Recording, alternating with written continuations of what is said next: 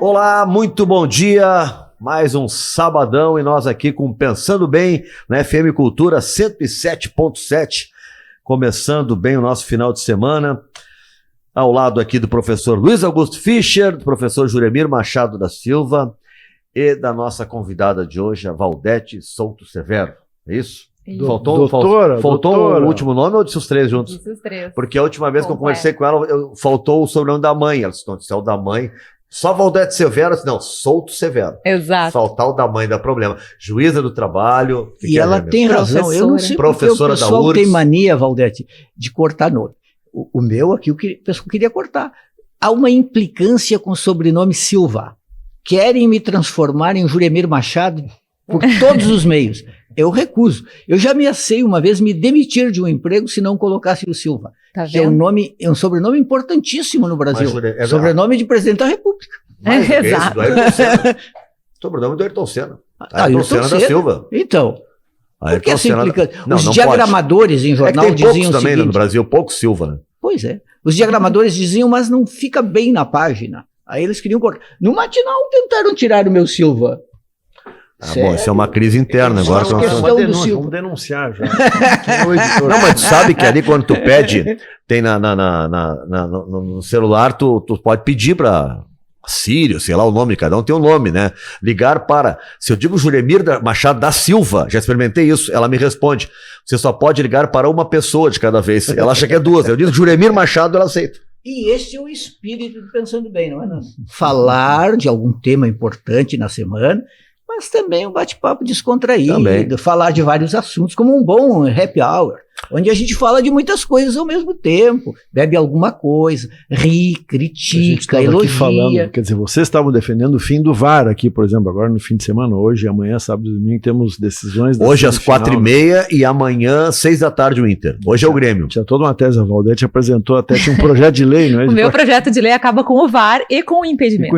Eu apoio acabar com o VAR. O impedimento eu gosto, mas acabar com o VAR sim. Impedimento, que o ser humano decida tudo sozinho numa fração de segundo.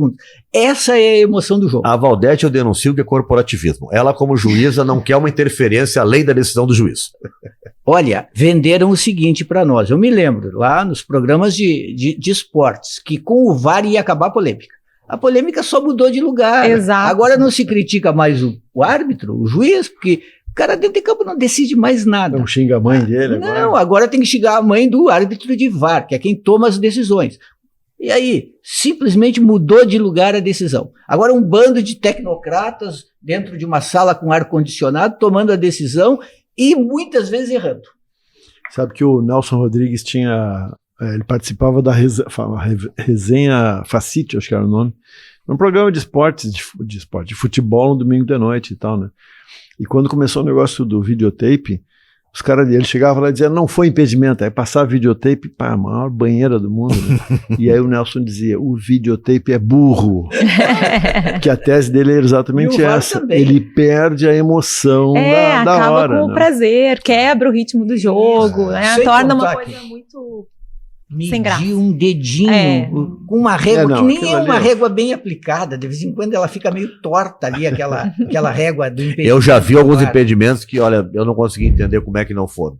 Não, mas é a régua e tal, essa régua eu não entendi. Mas La Mano de Dios, de 86, do Maradona, não teria acontecido se fosse o VAR. E seria uma pena. Exato, não seria? Seria uma pena, concordo. A história do futebol seria muito mais pobre. Muito mais ainda sem bem graça. que não tinha. É isso aí. É verdade. Teria tudo isso, né? É a tese do Nelson, né? Falta a emoção do momento. Essa geração do Nelson que falava do tal do comentarista de resultado. Por quê? Porque os jogos não tinham as transmissões simultâneas ainda, né? Então eles comentavam o jogo às vezes no outro dia, na resenha de jornal e tal, né? Aí que sai a expressão comentarista de resultado. Eu sempre fui um comentarista de resultados. Tu é um oportunista, xinga os analistas. Para mim o que interessa é o resultado. Os caras vêm com essa história de o desempenho, o PVCismo, o PVC, os comentaristas aí que... PVC é um bom jornalista. Os neotáticos, né? Os tá neotáticos. Então eles inventaram todas essas histórias assim para ocupar espaço e ficam nos enrolando. Sabe que tem uma... Desculpa. Não, claro. Fala. Não, eu ia dizer que me lembrei da tese muito bonita do Zé Miguel Wisnik naquele livro dele. Tem um ensaio bonito chamado O Veneno Remédio. Vocês conhecem, né? Não. É uma longa conversa antropológica, filosófica e tal sobre futebol. E ele começa fazendo uma distinção entre jogos contabilizáveis, em geral, né? Que tu scores grandes ou que tu tem limite, tipo no vôlei, né? Sim. Tu tem um número que acaba no tênis e tal, que são um negócio de contabilidade. Sim, e ele score final. E ele localiza isso como sendo uma coisa de uma civilização. E o outro é o futebol, em que tu não tem essa coisa de contabilizar. Mas justamente o PVC e tal, esses caras contabilizam. Mas não tá bom, mas ele tem 7,3 no não sei o quê. Eu acho isso que tu não gosta de ver. Basquete, por exemplo, é um esporte que deveria começar sempre em 77 a 77. Porque vai terminar 81 a 80, 91 a 90, então já começa. Cláudio Cabral defendia essa tese também. Claro, aí termina mais rápido, o resultado vai ser sempre o mesmo. O Cláudio Cabral defendia essa tese também. Agora, o futebol é uma coisa assim, ó, eu tava vendo, por exemplo, lá em Erechim, tá? O ingresso mais barato era R$200 para ver um jogo de futebol. Aí, se nós estamos falando que o VAR é uma coisa que tira o espírito do futebol, R$200 e R$300 para ver um jogo de futebol também não tem nada a ver com futebol, não no Brasil, né? Não, nada a ver. Mas eu gostei muito do que a Valdete está defendendo no fim do VAR, porque a Valdete, como juíza, tem conhecimento do funcionamento das regras e, portanto, é um apoio fundamental para a nossa campanha contra o VAR. Vamos começar, Juremir, uma campanha contra o VAR. Contra o VAR e contra a lei do impedimento. A lei do impedimento eu acho que tem que abolir também. A fonte de 80% dos problemas a lei do impedimento, se terminar, ela tem um efeito perverso terrível. Os jogos teriam menos gols. Os zagueiros ficariam muito mais recuados, as defesas sairiam muito menos e o jogo, ao contrário do que se imagina, os scores seriam menores ainda. Mas as táticas iam ser interessantes. O cara ia botar sempre alguém grudado no goleiro. Sim, lá, por exemplo. Deixar o goleiro respirar. Em compensação, ia ter um zagueiro grudado no goleiro e no atacante também. O cara rosnando. Nunca ia avançar. Nunca. Tá, então a gente inicia a campanha contra o VAR e deixa o impedimento para mais essa para depois. Temos acordo numa parte. Vamos avançar no que a gente tem acordo. Agora, a Valdete, que é a juíza do trabalho, né? No futebol, né, os jogadores, é uma coisa que aos pouquinhos, assim, porque se tem uma ideia que no Brasil o jogador todo é Marajá, porque a gente comenta jogos de Grêmio, Inter e tal, mas isso é 0,01%, né? A maioria dos jogadores do Brasil ganham cachê para jogar bola, e alguns ganham salário mínimo. E durante muitos anos, Valdete, tinha um negócio daquela, botava 20% na carteira de trabalho e o resto tudo era o contrato de imagem. Direito de imagem. Agora parece que deu uma equilibrada, 50-50, coisa assim. Mas durante muito tempo a carteira era nada, era só o tal do direito de imagem. Porque é uma relação diferente, né? Do jogador de futebol. Um compra, sabe? Vou comprar o Juremir, compra o outro, transfere para cá, transfere para lá. É uma situação diferente. Né? Falando em comprar, nós temos um bom assunto aí, né? Que é comprar mão de obra. Porque é um assunto que já vem da semana passada e agora recrudesceu, quer dizer, de certa forma... A mão de obra é normal, né? A questão são as condições que elas devem ser executadas. Mas essa coisa das intervenções, né, de fiscais mostrando trabalho análogo à escravidão hoje em dia, aqui no Rio Grande do Sul, não é só aqui, mas agora recentemente houve 2 casos muito numerosos. Eu acho que aqui, no Rio Grande do Sul era um 4º ou 5º nesses casos, mas eu acho que com esses números agora a gente assumiu a ponta. Um negócio e é muito impressionante que a gente tem que falar sobre isso ainda, né, em 2023 e nesse nível, né, porque o que aconteceu aqui no Rio Grande do Sul não foi um exemplo só de trabalho forçado, acho que não dá nem para chamar de análogo a escravo, foi trabalho escravizado mesmo, foram pessoas retiradas do seu local de origem, trazidas para cá, chegaram já devendo, né, já chegaram devendo transporte, só podiam comprar no armazém disponibilizado pelo empregador e, portanto, devendo alimento. É a típica hipótese de escravização mesmo, num número muito grande de pessoas, né? 207 nas vinícolas, 82 pessoas nos arrozais de Uruguaiana.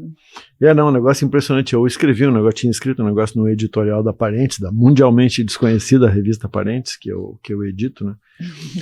Parentes é conhecidíssima. E é muito boa a revista. Excelente. Modéstia à parte. É o melhor suplemento de cultura do sul do Brasil.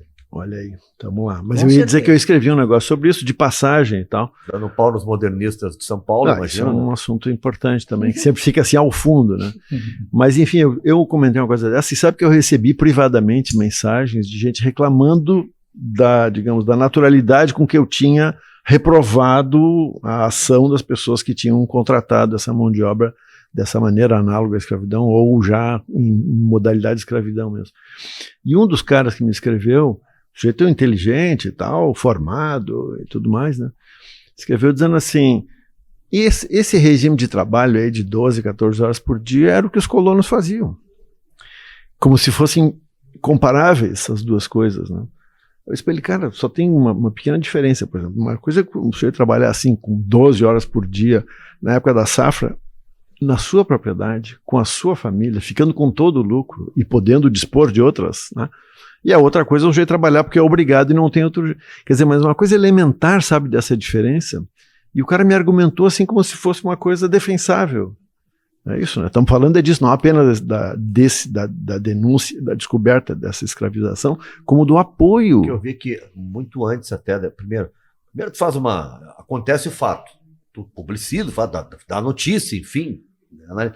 Já havia uma preocupação gigantesca desde o início para dizer, não, é uma minoria, não é isso, a generalização, o medo de taxar, né, o Rio Grande do Sul, ou a Serra Gaúcha como isso ou aquilo, né, e aí tu tinha dificuldade de abordar o tema. Para aí, primeiro vamos abordar, ver bem o que está acontecendo, e depois a gente, né, parte para essas coisas. Ó, é ali, o foco é lá, né?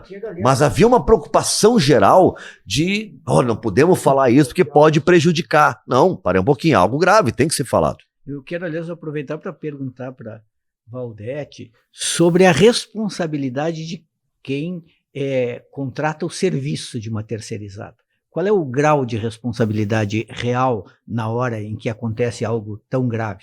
É a integral, né? Assim, que tem várias esferas. Então, a Justiça do Trabalho o Poder Judiciário Trabalhista tem sido condescendente com essa prática da terceirização, que é uma porta para a escravização. Se a gente pegar assim, os dados do Ministério Público do Trabalho dos últimos anos, praticamente todas as situações de pessoas resgatadas em condição de escravização são em hipóteses de terceirização. São quando a empresa grande empresa contrata alguém para contratar pessoas para trabalhar em favor dela. A lei trabalhista prevê a responsabilidade pelos créditos trabalhistas. Agora veja, quando o Código Penal define o crime de escravização, de redução de uma pessoa à condição de escravização, e quando a Constituição determina o efeito cível, que é a expropriação, não fala o empregador, é quem pratica o ato. Então a responsabilidade é direta. Porque tem que separar, né, Julimiro? Uma coisa é a responsabilidade trabalhista, outra coisa é a responsabilidade pelo ato de escravizar. E essa é direta. Tanto é que a propriedade a ser expropriada, nos termos do 243 da Constituição, é aquela em que as pessoas foram encontradas. Pouco importa se é quem contratou diretamente ou não.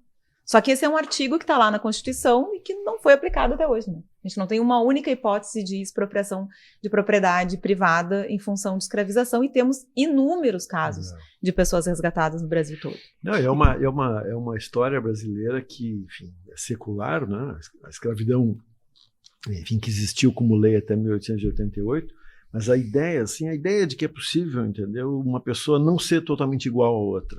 Né? Essa naturalização da diferença que é um negócio assustador. Pois então, era isso que eu queria falar antes, quando eu estava ouvindo o Nando, eu fiquei pensando exatamente nisso, porque a gente precisa se dar conta que, para além da preocupação em proteger o negócio, né? Porque a gente sabe da importância da produção de vinhos e sucos no Rio Grande do Sul. Então, a gente sabe quem são as pessoas que sentam juntas, que negociam, e por que há uma preocupação tão grande de alguns veículos de comunicação, por exemplo, em denunciar quando acontece escravização. Mas, para além disso, acho que o mais importante da gente entender é, assim, existe uma racionalidade no Brasil que tolera a escravização, que parte do pressuposto de que as pessoas que vivem do trabalho são sujeitos, cidadãos de segunda categoria. São pessoas que devem se submeter, que devem ser gratas, inclusive, por ter trabalho. E isso apareceu em algumas falas. Depois do resgate dessas 207 pessoas que estavam sendo escravizadas, apareceram falas no sentido de, não, mas pelo menos elas têm trabalho, está faltando trabalho para as pessoas. Isso não é um acaso, isso é um discurso que aparece na história do Brasil desde o início, porque, afinal de contas, a gente tem 353 anos de escravização institucionalizada, e 135, me parece, é isso? Se eu não errei no cálculo, de um discurso do Estado que nega a escravização, tolerando. E o contexto, né, que a gente está vivendo agora é um contexto em que o debate sobre o racismo ele não pode mais ficar escondido embaixo da mesa, né? Quer dizer, milhares de evidências e problemas e lutas, né, que colocaram isso na ordem do dia, não tem mais como, é só comparar com o que a gente tinha, sei lá, 10 anos atrás, 15 anos atrás. E é de racismo que se trata, por isso que essa comparação com os imigrantes, com o trabalho dos imigrantes, é uma comparação que não se justifica, porque também quando a gente olha os números, a maioria expressiva dos escravizados são pessoas não brancas, a maioria preta, e a maioria dos escravizadores são homens brancos. Então, assim, há um recorte de raça muito claro também na escravização contemporânea. Lá, foi em Uruguaiana, né, que a maioria eram adolescentes, né? Não sei 14, se a maioria, 17. mas tinham vários adolescentes, exatamente. Agora, não faltaram, Valdete, porta-vozes para dizer que se trata apenas de lacração.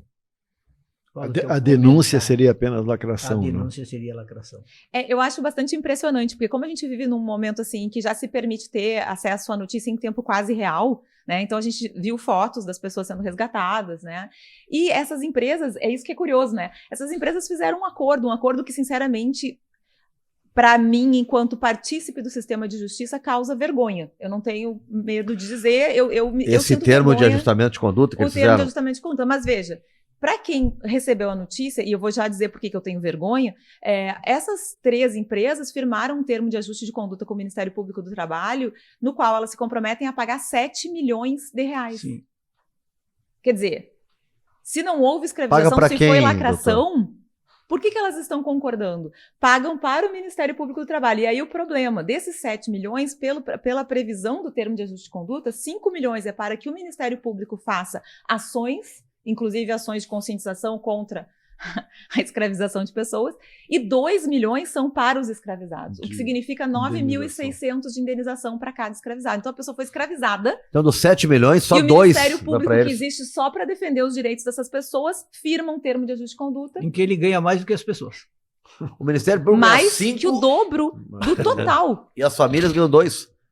É estranho. Em todas as épocas, na escravidão do Brasil, eu fiz um livro sobre isso, As Raízes do Conservadorismo Brasileiro. Excelente. Obrigado. Uma coisa que me chamava a atenção é o seguinte, tem um personagem que deveria ser muito mais louvado no Brasil, que se chamava Antônio Bento.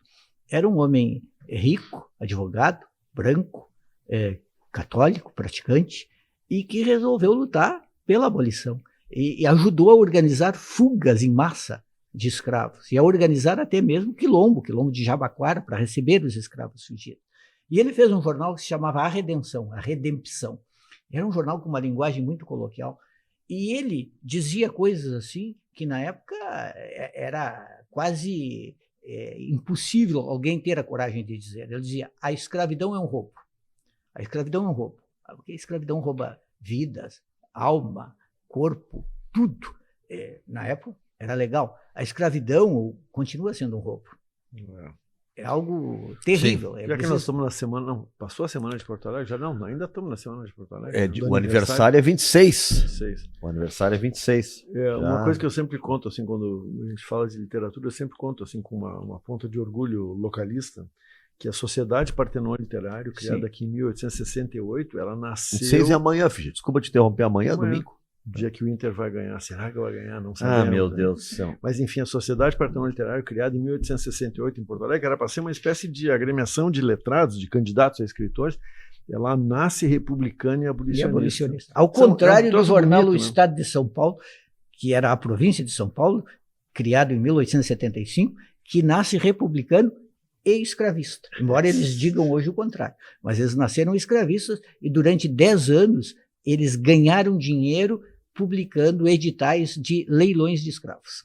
Que loucura. Eu ia dizer só para complementar, para dar uma indicação, até podia ter trazido o livro, já que nós temos imagens ali, podia mostrar aqui. Imagens.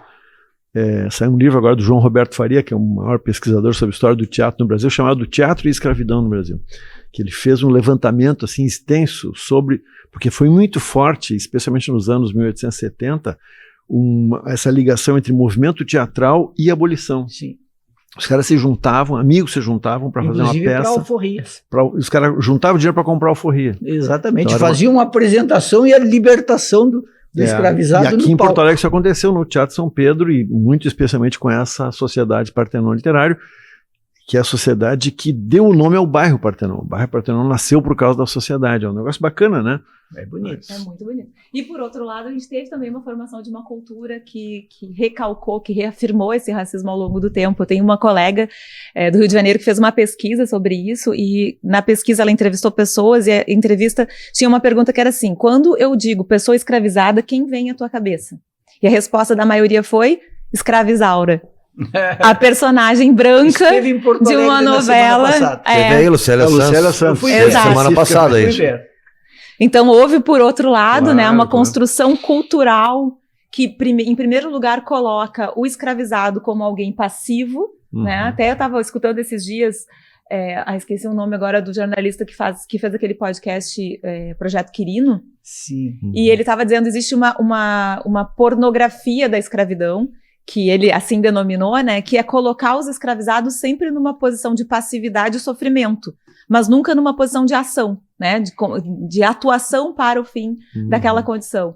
E isso a gente vê na maioria dos filmes que tratam da escravização de pessoas, que realmente, né, os redentores, os salvadores, são, em regra, pessoas brancas.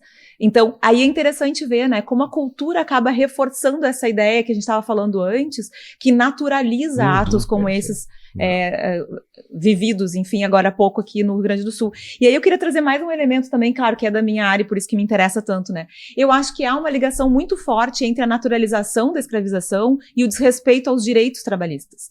Porque, assim, quando alguém diz, mas o colono também trabalhava 12 horas, quando tu falavas eu já lembrei, é a mesma coisa que a gente faz.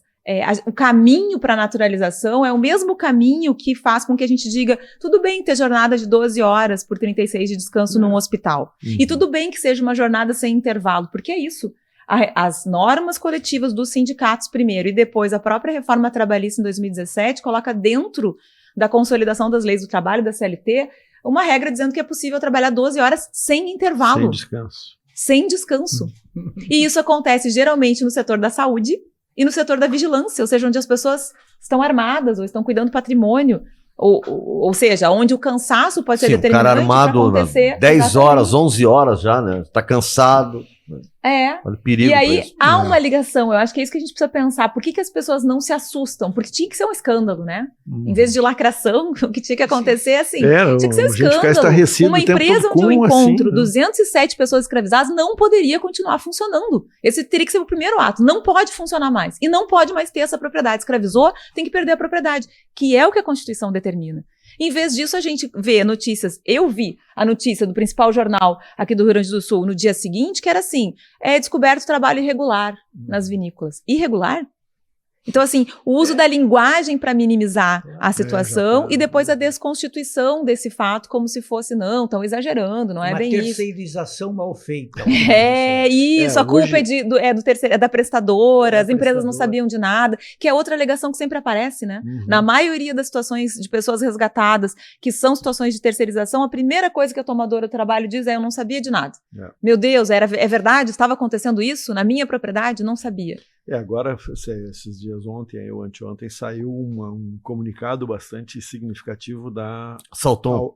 Não, da Aurora, que é a maior. Que é a maior. Enfim, tem um viés mais de 1.000 cooperativas, 1.200 e alguma coisa. Tem muito pequeno proprietário que é associado e tal. E os caras dizendo, não, nós erramos, entendeu? O erro foi nosso. Foi a primeira... devia ter dito na primeira hora. Foi uma entrevista, eu até elogio, porque foi o René, vou dar o nome certinho dele. O presidente da... Foi bem assim, ele assumiu, né, o erro, que nunca mais vai terceirizar e tal. Porque eu vi o gerente de marketing da Garibaldi só fazendo esse xingamento da lacração. Essa é lacração, quem fala isso é porque não conhece a Serra e não sei o quê. Cara, eu vou sempre à Serra. Tá? Eu não imaginei que nós tínhamos isso. Então, eu fiquei decepcionado por um lugar que eu gosto. Então, ao contrário dele, quando a gente critica isso, né, quando tu diz pro teu filho que tá mal no colégio, que ele tem que fazer, tu não quer que tu não gosta dele, tu quer que ele melhore. Então, quando a gente se denuncia isso, né, tu denuncia porque há uma decepção. Nós, gaúchos, não queremos conviver com isso. O governador do estado se manifestou. Lembra quando o vereador, o Santo Fantinel, aqueles absurdos em Caxias? Sim. O governador se manifestou contra. Não, nós aqui não admitimos isso. Né? Porque ele atacou os baianos. Quer dizer, é uma situação... O pior argumento, Nando, é passar pano dizendo assim, não, mas isso vai prejudicar a Serra Gaúcha, vai gerar a economia. desemprego, a economia vai sofrer, eles não vão conseguir exportar. Bom, houve um erro grave, precisa corrigir. Eu ouvi assim, tipo ameaça. Admitir que houve o erro e isso corrigir. Aí, mas foi dito até tipo ameaça. É bom, já que se reclamaram assim, o que vai acontecer daqui a pouco é que vai ser tudo automatizado e aí não vão contratar mais ninguém. Então tá bom. Mas aí que tá, né? Aí a gente tem que pensar, mas então tem alguma coisa que não tá funcionando, né? Porque a gente tem uma ordem jurídica que diz como as pessoas podem ser exploradas. Porque é isso, né? Claro. Trabalhar para viver não é uma escolha, é uma necessidade e existe um parâmetro para isso. O parâmetro está na Constituição. Então a gente não está falando nada aqui que seja assim, duramente conquistado, né? Duramente conquistado e o mínimo, né? O mínimo, porque o que a gente tem na Constituição é o mínimo. Não garante sequer, se a gente for pensar mesmo, não garante sequer uma vida decente, porque se a gente tem uma jornada de 8 horas, por exemplo, já significa que 1/3 da vida tem que ser vendido em troca de salário. Se o salário mínimo é o valor que é, quer dizer que a gente, que quem vive de um salário mínimo já não vai conseguir fazer muitas coisas que gostaria de fazer durante a sua existência. E que mereceria fazer. Exato. Então a gente já está falando do mínimo. E aí quando um argumento como esse aparece, que era o argumento que também aparecia na época, ali nas últimas décadas antes de 1888, era esse argumento, né? Aliás, esse argumento, na década de 20, na lei de férias também, era o mesmo argumento. Poxa, assim não vai ter mais emprego, assim não vai desorganizar tudo. Ou as pessoas escravizadas têm comida e casa, têm lugar para morar, elas não vão ter nem isso. Quer dizer, o argumento do mal menor é um argumento que rompe com a ordem jurídica e que nega tudo que a gente conseguiu conquistar até agora para que as pessoas vivam minimamente bem. Quando foi criado o 13º, que horror. Mesma coisa, década de 60, mesma coisa. Quem pensou isso? As empresas vão quebrar, é impossível pagar, é algo pensado por quem não conhece a realidade do trabalho. Tudo isso foi dito, está nos jornais. Queria aproveitar só para explorar um pouquinho mais o teu conhecimento, a tua prática, porque tem também esses casos assim que são mais agudos e mais manchetáveis, assim, especialmente de mulheres encontradas em cárcere privado. Há pouco tempo ainda aconteceu uma dessas, né? De domésticas, né? De empregadas domésticas, né? Assim. Não sei, é um negócio que para vocês chega assim isso. De maneira mais, digamos, mais explicitamente horroroso do que 200 caras. 200 caras a gente meio que se perde. Não sei, estou dando uma sensação assim. Eu acho que é igualmente horroroso, mas claro, sim, são muitos casos.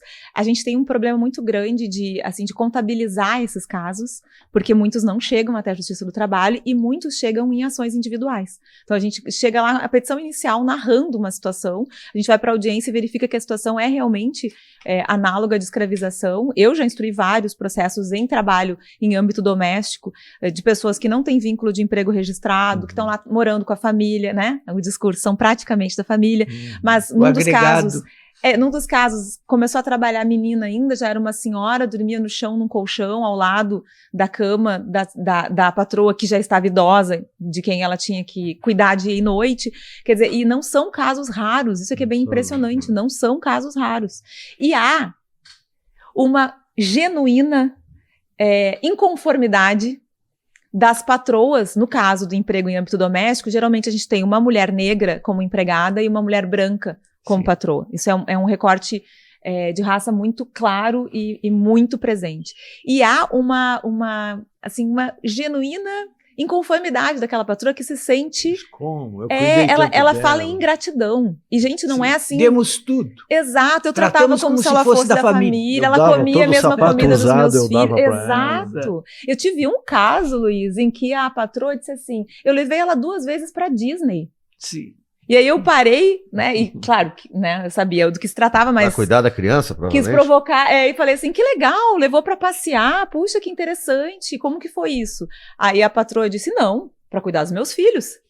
Quer dizer, ela levou, a Lélia Gonzalez na veia, né? Ela levou a moça como uma mucama, como uma acompanhante. Lélia Gonzalez, explica o quê? Qual é a citação da Lélia Gonzalez? Não, é que a Lélia fala que a mucama, né, a escrava de casa, a antiga mucama, é a atual empregada doméstica. A cena verdade, mais paradigmática nesse sentido que eu me lembro é aquela.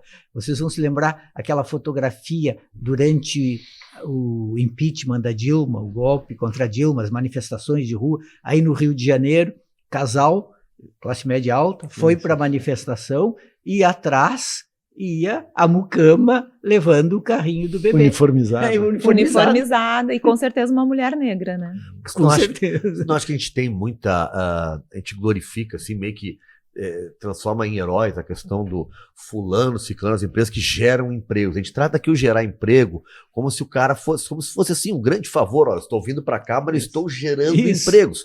Como se aqueles trabalhadores todos não estivessem construindo alguma coisa, produzindo para ele, né? Como se ele conseguisse ter aquela empresa sem aqueles trabalhadores. Mas eu vejo muito isso. Olha só, é importante porque o fulano está gerando empregos. Então, porque está gerando empregos, parece que está valendo tudo. Por isso que eu insisto nessa coisa dessa herança, que não dá para chamar de herança, né? Dessa persistência de uma racionalidade escravista no Brasil. E que é tão forte, assim, que se revela nessa manifestação de, meu Deus, ela está sendo ingrata numa audiência trabalhista, mas que também faz parte desse vocabulário que, às vezes, inclusive, invade o direito do trabalho, né? Por exemplo, a própria lei trabalhista fala em pedir demissão. Então, o empregador despede, o empregado pede demissão. E o empregador despede a hora que quiser. O empregado que quiser sair do emprego sem perder tudo, precisa da justiça do trabalho, precisa de uma ação, de um advogado, precisa pedir a rescisão indireta. Então, essa naturalização de que quem vive do trabalho deve ser grato e é um cidadão de segunda ordem é muito funda na cultura brasileira, muito funda. E claro que tem a ver, né, com o tempo que a gente levou para se livrar desse discurso de escravização, mas também me parece que tem a ver com uma falta de aposta do Estado em resgatar essa história e dar conta, né, do que aconteceu nas escolas, né, nas famílias, na cultura, né, então nos filmes. Agora a gente está vendo muito, mas é muito recente, né? Não, eu ia dizer que só, no fundo nós estamos acabando com o antigo regime ainda agora, né? Exato, exatamente. Acabando com a famosa Era Vargas. Não, nós estamos ainda agora dizendo assim, olha, é o seguinte, todos são iguais perante a lei, mas iguais, entendeu? Não tem uns que são menos iguais, né? Tem direito. O cidadão nasce, respira, entendeu? Ele é sujeito. É que se a gente for mais a fundo, né, se a gente começar a viajar mais, a gente vai se dar conta que não tem como todo mundo ser igual no modelo de sociedade que a gente vive, né? Não tem como. E que é funcional manter esse discurso de que quem vive do trabalho é um cidadão que tem que se adaptar e tem que se sujeitar. É funcional, porque se a gente for levar a sério, todo mundo é igual, então tem que distribuir riqueza. Então, o alimento tem que ser distribuído. Então, a gente tem que ter uma outra forma de conviver. Não é possível que as pessoas continuem tendo que trabalhar para sobreviver por um salário mínimo, ser despedida a hora que o patrão entender que quer despedir, e aí fiquem sem acesso ao alimento. Quer dizer, a própria forma de organização social impede um pouco essa igualdade. Agora, o que dá para construir é dizer, não, tudo bem, a gente pode reconhecer que é uma sociedade desigual.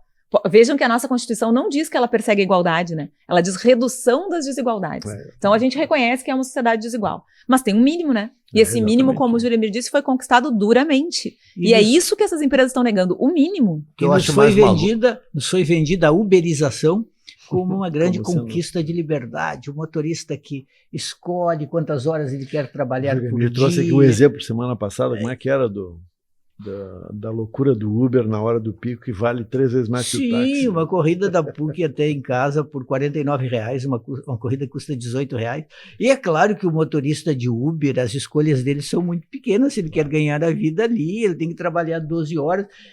É o ideal do capitalista, porque ele não entra nem com os meios de produção. É o motorista que é responsável por tudo. É o ideal. Ele nem conhece o cara, às vezes, é só tudo pela internet. Se ele adoecer, ele não tem nada. Se ele não tem nada, se bater o carro, ele não tem nada. O Uber e se o motorista do Uber matar um passageiro, o Uber faz uma nota oficial dizendo que não tinha nada que ver e tal, não tem nenhuma responsabilidade. E isso é muito interessante, porque eu faço análise sociológica quando eu uso, né, o transporte. E eu pergunto sempre, né, para o motorista. E é muito interessante, porque assim, se perguntar, o que tu acha? Tu não tinha que ser um empregado, não tinha que ter CLT? Não, eu não sou CLT. Eu sou empreendedora, eu faço os meus horários. Aí, só que se a gente pergunta assim, mas o que tu acha de ter férias uma vez por ano? O que tu acharia de um 13º? Férias pagas. E se tu adoecer e não perder? Essa é a grande questão. Não, isso eu quero, eles dizem. E aí a gente fez, inclusive, uma discussão muito... Se tu cair e ficar assim com o braço, vai dirigir como? Exato. A gente fez uma discussão muito bonita, que tem um grupo chamado Aliança, não sei se vocês conhecem.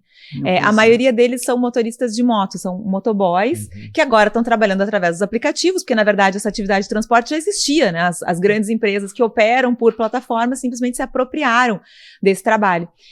e aí eles têm um grupo de lideranças, o Paulo Galo faz parte, e os outros, enfim, um pessoal muito legal. E a gente fez várias reuniões conversando sobre isso, e no início havia muita resistência de vários deles sobre, tá, mas por que enquadrar a gente como empregado? A gente não é, a gente é empreendedor. E aí, quando começa a conversar e a entender o que significa essa sedução, né, da pessoa se sentir melhor porque acha que é empreendedora, e na verdade isso só gera sofrimento. Tem um filme, qual é o filme aquele, não é o Daniel Blake, tem um filme que trata exatamente dessa questão. Aquele do Daniel Você não Blake estava trata aqui. sobre também a questão também, da Previdência, mais. Exatamente. Mas aquele, eu acho, Você Não Estava Aqui, não é esse o nome? Esse eu não vi. Esse filme trata exatamente disso, de alguém que acredita no empreendedorismo, vai atrás e só sofre, tudo dá errado. Por quê? Porque realmente essa é a escolha, né? A escolha do empreendedor, do pequeno empreendedor brasileiro é um sofrimento sem nenhuma proteção social. Já me desse um exemplo uma vez daquele filme da Regina Casé, lembra? Aquele é A Que Horas Ela Volta. A Que Horas Ela Volta, mas a ideia dela é ser uma empreendedora, até no final a gente falou também, sobre né? isso, exatamente. A gente falou sobre isso. Que era um filme muito legal e no final, só que assim, o filme é muito legal, ele é todo filmado da perspectiva da empregada doméstica, mostra muito bem essa condição, né, de classe, e aí no final ela se liberta, vira empreendedora. Vai vender não sei o que, não sei aonde. Quer dizer, existe, né? É só pensar no que se gasta, inclusive, o próprio Estado formando pequenos empreendedores.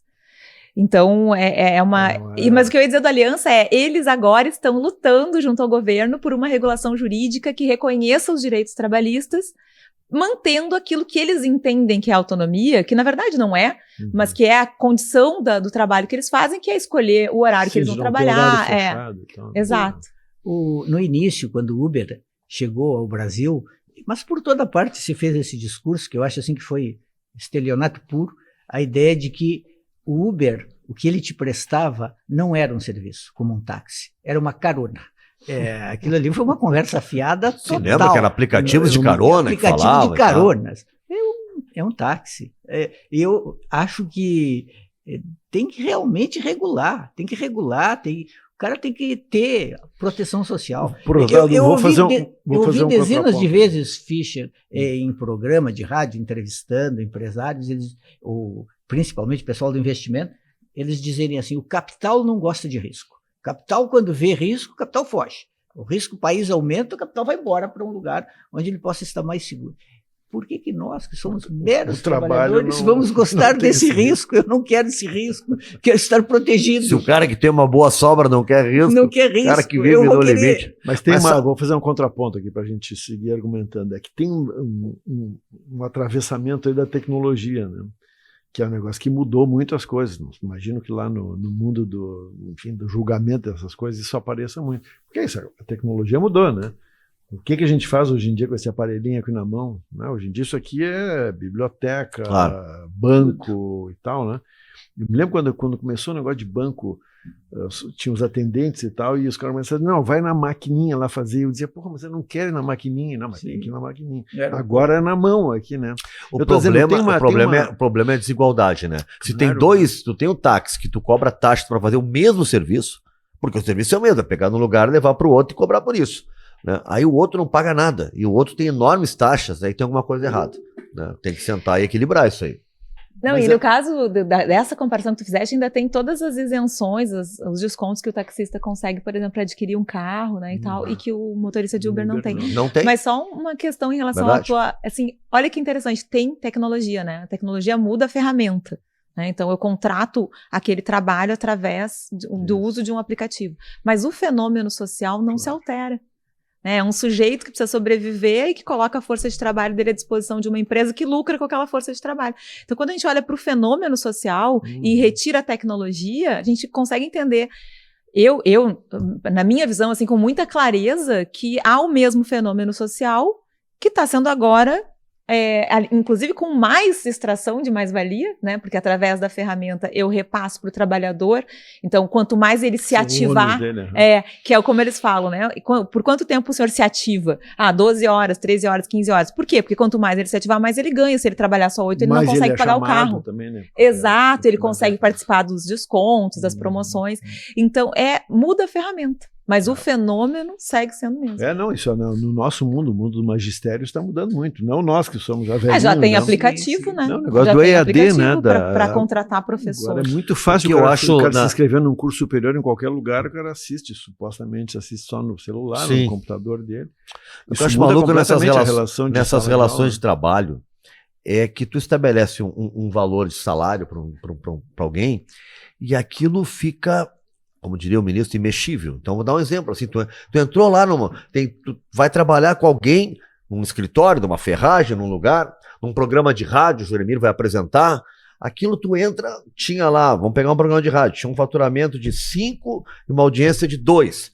Aí tu fica lá 3 meses, aqueles 5 tu transforma em 20, né? E o faturamento tu multiplica por 10 e o teu salário é o mesmo. De repente tem um escritório de advocacia, tem só, vou te contratar para trabalhar comigo. O cara que entrou, ele conhece todo mundo, ele leva um monte de cliente, ele continua ganhando a mesma coisa. Mas né? Isso é o capitalismo, né? Pois é, mas é o que eu estou dizendo. Essa coisa de a inexistência do lucro para o trabalhador. O trabalhador não sabe o que é o lucro. Porque se a empresa lucrar 1 milhão, né, ou não lucrar, ele vai receber a mesma coisa. Isso não muda, olha que interessante, isso não muda na lógica da premiação, né? Então a gente tem metas, premiação, remuneração variável e o empregado continua não tendo acesso ao lucro. Porque a participação nos lucros e resultados, que é um dos supostos avanços da Constituição, porque foi uma demanda dos trabalhadores participar dos lucros, que é o que está dizendo, né? Sim. Foi uma demanda dos trabalhadores, a gente quer participar dos lucros. Então tem um direito fundamental a participar dos lucros. O que as empresas fazem? Acordos coletivos de que o lucro é um percentual X do salário do cara, ou um valor fixo por semestre ou por ano. Ou seja, não tem nada a ver com o lucro da empresa. Além de tudo, eu, por exemplo, eu me sinto um social-democrata. Eu acho assim que se o Brasil fosse um país mais ou menos parecido com algum país escandinavo, já estava de bom tamanho. Acho que já melhorava muito. O problema é que nós ainda estamos muito distantes de aceitar essa ideia, digamos, civilizatória, de que dá para fazer um pouco melhor. Não existe Escandinávia sem Brasil, né? Não existe Dinamarca sem Brasil, essa é a questão. Exato, é tudo interligado. Um amigo meu, uma época a gente dava aula de redação, um querido amigo meu chamado Paulo Coimbra Guedes, não é o Paulo Guedes lá. E o Paulo dizia assim, tinha um exercício de redação que ele propunha, que era o seguinte, o sujeito tinha que renomear uma coisa que tivesse um nome, e o cara escrevia uma redação postulando um novo nome para aquilo. Né? E o exemplo que ele dava era assim, isso lá nos anos 80, dizia, tem os países desenvolvidos e os subdesenvolvidos. E aí o Paulo dizia, um debate da época, ele dizia assim, não, peraí, quando tu diz desenvolvido e subdesenvolvido, parece que os dois estão numa corrida e só tem o detalhe de que um está atrás do outro, né? Aí o Paulo dizia assim, eu vou renomear isso aqui. Nós vamos chamar agora, em vez de desenvolvidos e subdesenvolvidos, nós vamos chamar de países que comem o pato e países que pagam o pato. Que era uma maneira de tu enxergar. E só vai ter o que come o pato se alguém pagar o pato. Isso. Esse é o problema, né, desse sistema. Tem coisas assim que países europeus fizeram, claro, elas podem sempre regredir. O recuo é sempre possível. Mas que são interessantes. Quando eu fui morar na França, a primeira coisa que me surpreendeu foi na primeira vez em que eu precisei ir ao médico. E, claro, tinha que ter um plano de saúde como estrangeiro, mas eu não imaginava que, ao ir ao médico, receber uma receita, comprar o remédio na farmácia, que eu seria inteiramente reembolsado pelo que eu paguei do remédio. Eu achava que o remédio eu ia pagar, que azar, tinha adoecido. Contigo, né? Então, para mim, foi uma surpresa assim, incrível que eu tivesse direito pelo plano de saúde a ser reembolsado integralmente pelo remédio.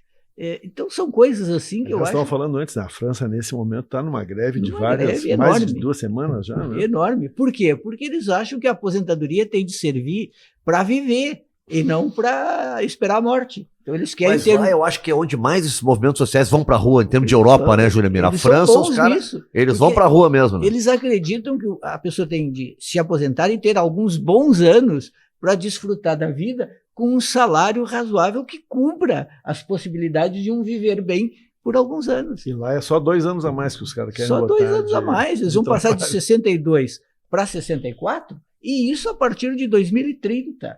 Mas para eles é uma questão de princípios, é uma conquista que eles não querem perder. Por que eles vão ter de trabalhar mais, ganhar menos, se eles já deram uma contribuição importantíssima? O tempo de contribuição para a aposentadoria com o salário integral é de 42 anos. Então, eles não querem que isso seja aumentado em nada, porque está de bom tamanho. Agora, nós tendemos, no fundo, aqui, a reforma da Previdência, assim como a reforma trabalhista, elas passaram no Brasil praticamente sem reação. A reação da população foi mínima. Foi mínimo. Eu me lembro, porque fizemos muitos programas sobre a reforma da Previdência, eu fui dormir faltando 4 anos para me aposentar e acordei faltando 7. Eu perdi 3 anos numa noite de sono. Eu perdi 5 anos numa noite. E não teve... A população não se rebelou. Mas foram momentos de total instabilidade política, né? Poxa, foi muito triste. Porque isso aí a gente tem que pensar no processo todo de violência, né, que aconteceu no Brasil desde 2016. Na verdade, me parece um pouco deflagrado em 2013, 2014, com toda aquela complexidade que aquele período teve. Estamos completando 10 anos daquelas manifestações de 2013. É verdade. Vamos fazer um assunto aí. Pô, eu fiz em várias capitais aquelas eu estava viajando pela Copa das Confederações, fazendo a cobertura, lembro? Foi bem nessa época, um ano antes da Copa do Mundo, o Brasil cedia a Copa das Confederações. E eu vi as movimentações, era em Fortaleza, vi em São Paulo, no Rio, Brasília, era impressionante. E na seara aí da Valdete, a reforma trabalhista, do meu ponto de vista, digamos assim, de jornalista, de professor, foi a coisa mais desastrosa que aconteceu. Desastrosa, violenta também, com efeitos extremamente horríveis, assim, de vedação de acesso à justiça. É muito, realmente, e foi um processo de violência, né, as duas reformas, tanto a trabalhista quanto a Previdência. E acho que a gente precisa entender um pouco, e aí eu volto no meu tema, né, acho que a gente tem que entender, assim, quanto mais a gente desconsidera esses limites de exploração do trabalho, menos a gente dá condição de reação. Então, se a gente faz um recorte, olha, né, 2013 para cá, a gente fica pensando, poxa, mas como é que as pessoas não foram para a rua, né? Como é que elas não se rebelaram contra a reforma trabalhista, que eles nem conheciam, Jeremias? Eu lembro, na época, sabe, de participar de debates, inclusive com colegas, que diziam, não, mas não é tudo isso, não, mas você está exagerando. Mas lê o texto, eles não leram. E quando foi aprovado e entrou em vigor em outubro de 2017, eu tive vários colegas que disseram, meu Deus, eu não tinha visto, tu viu como ficou o artigo tal? Sim, eu vi. Eu estou falando sobre isso há mais de ano. Então, assim, as pessoas não leram, elas foram realmente carregadas, mas eu acho que a gente precisa também entender esse fenômeno a partir da realidade de que essas pessoas, todos nós, né, estamos trabalhando demais. Com tempo de menos. Então, assim, quanto mais tu precariza, por exemplo, o limite, a duração do trabalho, né? Quanto mais tu flexibiliza a jornada, mais tu tira tempo das pessoas de lerem, de assistirem programas como esse, de estudarem, de pensarem sobre as coisas. E aí elas vão sendo levadas, né? Então, por exemplo, no meu campinho lá, né? A Justiça do Trabalho criou o processo, a Justiça do Trabalho não, o Poder Judiciário em geral, criou o processo judicial eletrônico, que é um processo burocratizado, difícil, que exige um monte de cliques, que não é intuitivo. Então, o que acontece com os servidores? Eles acabam o dia muito mais exaustos. Claro. Eles vão para casa e querem olhar algum programa que não os faça pensar e dormir para no outro dia conseguir dar conta do trabalho. Era para facilitar e prejudicou. Eu não sei se era para ter uma longa história, mas eu não sei se era propriamente para facilitar. Agora que complicou, a tecnologia, complicou. né, Valdete? Quando tu coloca em geral, seria para isso. Mas se a gente estudar a tecnologia, a gente vai ver que dificilmente, né? Por exemplo, a tecnologia tinha que servir para reduzir horário de trabalho, não é isso? A gente tem tanta... Não é só trabalhar em casa, é trabalhar menos, né? Se a gente tem tecnologia... Acaba acontecendo que a gente trabalha o tempo inteiro. Exato. Antes o Luiz falou, a gente faz trabalho de bancário, né? No celular, não é isso? Bom, então o bancário tinha que estar trabalhando menos. Não, eles estão trabalhando mais. Então tem alguma conta aqui que não fecha. E aquela história de entrar numa farmácia, um armazém minha mulher diz que é coisa de velho, mas eu gosto de usar na venda, de chegar, me dá um saco de leite, me dá um remédio, aí tu paga, vai embora, não dá. Agora o cara tem que botar, procura no computador, aí nada mais faz rápido. Comprou o remédio e a grande questão que eu acho que é importante desse negócio da tecnologia é que isso vai nos desconectando dos outros e vai nos exaurindo, vai exaurindo a nossa energia, porque a gente precisa fazer muita coisa através do computador ou através do celular, e a gente perde o tempo do convívio e, inclusive, olhar para fora, olhar para o lado. Né? Eu vim agora lá do tribunal até aqui e foi difícil uma esquina que não tivesse alguém com uma placa pedindo ajuda. Assim, se as pessoas não olharem para isso, se elas não se derem conta que isso é algo muito grave, que tem muita gente passando muita necessidade e que não tá certo, sabe, que isso precisa se alterar de algum modo. E é difícil que a pessoa se dê conta disso se ela está trabalhando em casa, ou se ela está trabalhando 12, 13 horas, ou se ela, quando para na sinaleira, vai para o celular responder alguma coisa para dar conta de todas as tarefas que ela tem durante o dia. E se for mulher, piora, né? Porque além das tarefas do trabalho, tem as tarefas com os filhos, as tarefas em casa. Isso não vai alterar. Então, essa relação da tecnologia e da exploração do trabalho e essa relativização dos direitos trabalhistas, para mim, tem tudo a ver com a capacidade política de reação.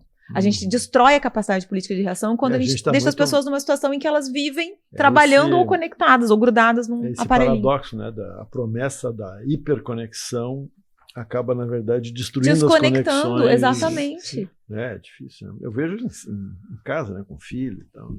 Esse programa, Nando, tinha que começar e terminar com trilha musical hoje. É verdade. Né? Senhora Liberdade, abre as suas asas sobre mim. Ó, Senhora Liberdade. O Nando canta, rapaz. Não claro, lancei a bola para ele cantar. Cruzou ela. Nando encerra o programa hoje cantando. E olha a gravidade disso, né? Ontem eu estava ouvindo uma fala de pessoas da área da saúde sobre o que eles estavam chamando de surto de autismo entre as crianças. E como eram pessoas ligadas à área da saúde, mas que estudam psicanálise, eles estavam estudando isso da perspectiva do quanto essa desconexão está efetivamente gerando novos seres com dificuldade de relação, com dificuldade de conexão com o mundo.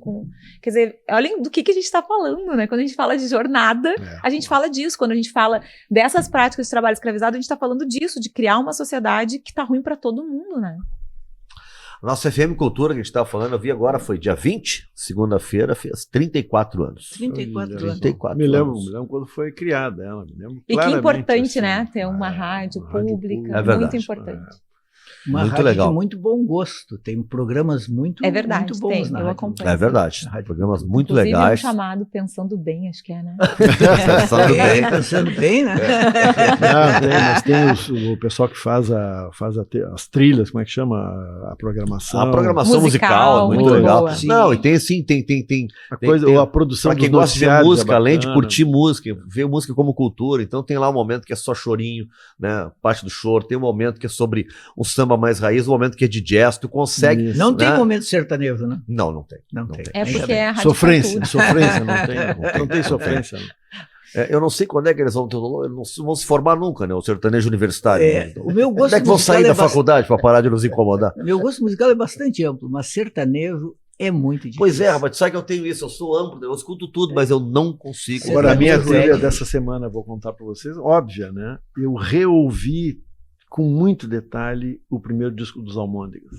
Olha Ah, só. vai Cara, ter que show, né? Coisa linda. Na opinião, vão fazer show, é verdade. Coisa louca, né? Vai ou já fizeram? Não fizeram, foi Acho ontem? que é. Foi foi ontem, ontem. é verdade. Foi ontem. É uma coisa maravilhosa aquele disco, né? Que momento Ontem que teve foi. o Carlos A gente Badia também no Porto Alegre, no Pô, Porto Alegre Jazz. Jazz Poa. E Isso. daqui a pouco, em abril, tem Paulinho da Viola, 80 anos, show no Araújo Viana. Ah, isso Importante é É um sensacional. outro nome de Deus, né? Esse Na minha fantástico. avaliação, naturalmente. Não Mas o quero Araújo sacar Viana, ninguém. esse trabalho que o Bilhão tá fazendo é legal, porque tá trazendo muita gente pra Muita cá, gente né? boa, é verdade. Que não vinha mais. Ainda com valores muito altos, né? Ainda, que é uma coisa que concordo. me incomoda também. Acho que Também. tinha que ser mais, assim, as pessoas tinham que ter mais acesso à cultura. Existe um hiato, né? A cultura acaba sendo só para quem tem um certo poder aquisitivo e isso é péssimo. Nós estamos falando em ingressos, tudo assim, é 250, Pois é, 300, pois 500, é tudo assim. E aí tu vai tu, a tua esposa, pronto, já foi lá em cima, né? É complicado. Aí eu acho que a tal da Lei Rouanet, a demonizada Lei Rouanet, ela pode auxiliar nisso, tá? No sentido de que, para tu ver o Chico Buarque de Holanda, é caro. Sabe que ainda mais em Porto Alegre, ele não mora aqui, tem que trazer banda, tudo, né? Que tu pudesse, a Lei Rouanet não é patrocinar o Chico Buarque, as pessoas Patrocinar o- mas as pessoas que pudessem ver o Chico a 30 pila, entendeu? Com o patrocínio da Lei Rouanet. Pudesse ver um Paulinho da Viola a preços baratos. Aí eu acho que funciona. Mas é isso que a gente estava falando antes, né? A necessidade de ter canais de comunicação e acesso à cultura que sejam, né? Que sejam mais plurais. Depende daquilo que se pretende, né? Se o Estado pretende pessoas politizadas, pessoas que tenham acesso à cultura, pessoas que possam, né? Que vivam com alegria, essa é uma iniciativa essencial.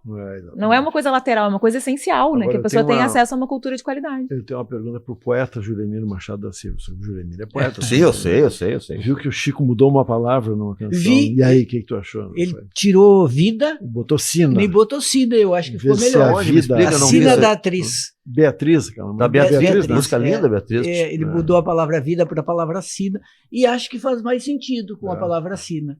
Mas tinha algum motivo específico ou foi uma questão... Não, ele disse que procurava a palavra certa e finalmente Alguém levantou mudou. uma lebre, Que que lindo foi num isso, né? show, no Não, show e que dele que a lindo Mônica alguém depois de Salmazo tanto teria tempo. cantado Sina em lugar de vida. Ele Alguém é disse, tão bonito. não sei se foi. Pois é. Não, e que lindo, né? Um cantor e autor do gabarito, né? Da genialidade do Chico poder, tanto tempo depois, dizer, não, a palavra certa tá aqui.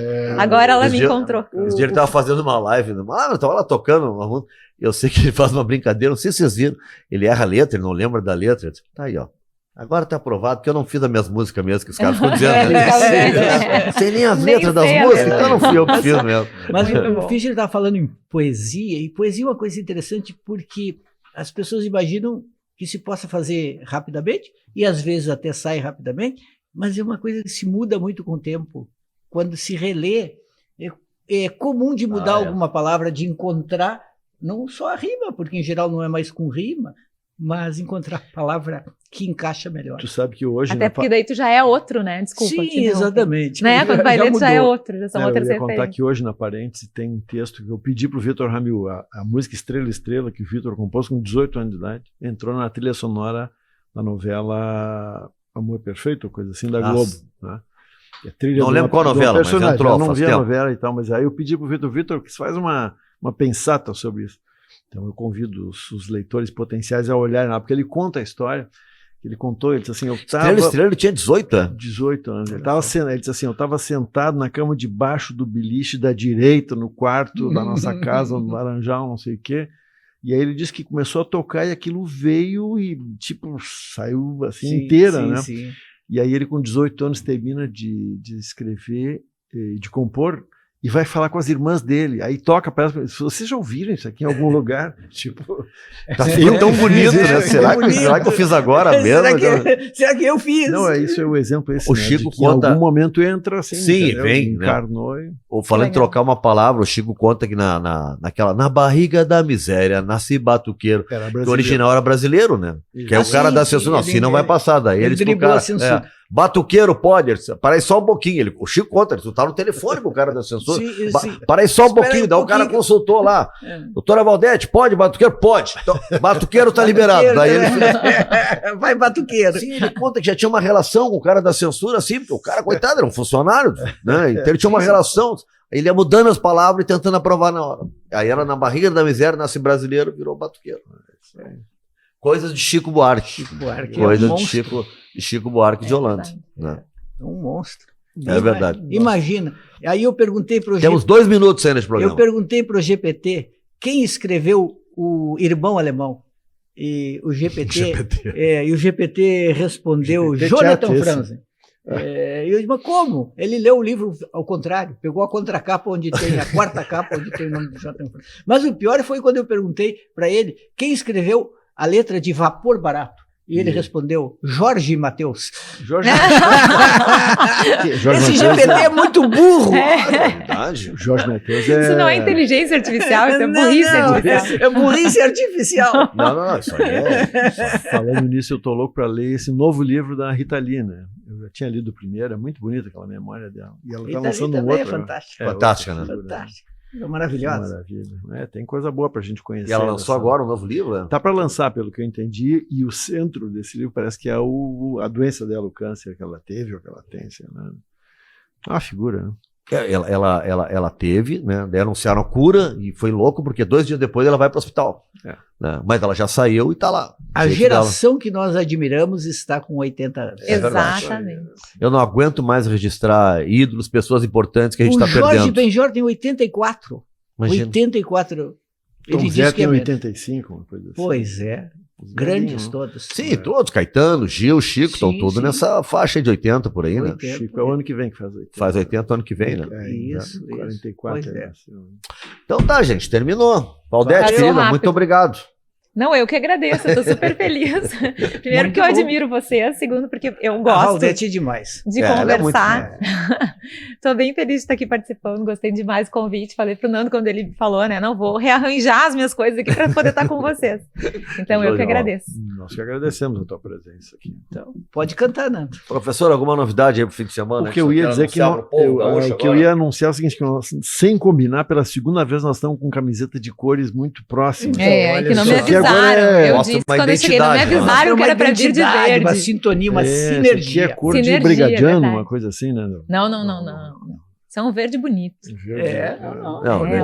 Não, porque no outro programa, na outra gravação, nós três estávamos com camiseta azul de um tom semelhante. E nada foi combinado. Inconsciente coletivo. Uma conjunção astral. Conjunção astral. Gente, estamos fechando aqui, ó. Quem quiser depois acompanhar, vai ficar na plataforma da Cuboplay ali no YouTube. E mandem recados aí também, né? Pode inscrever para FM Cultura, telefonar, sugerir pautas, né? Sinal de participar, fumaça. Sinal de fumaça, né? Tudo. Vamos estar respondendo todo mundo. Valeu, tchau, até a semana que vem.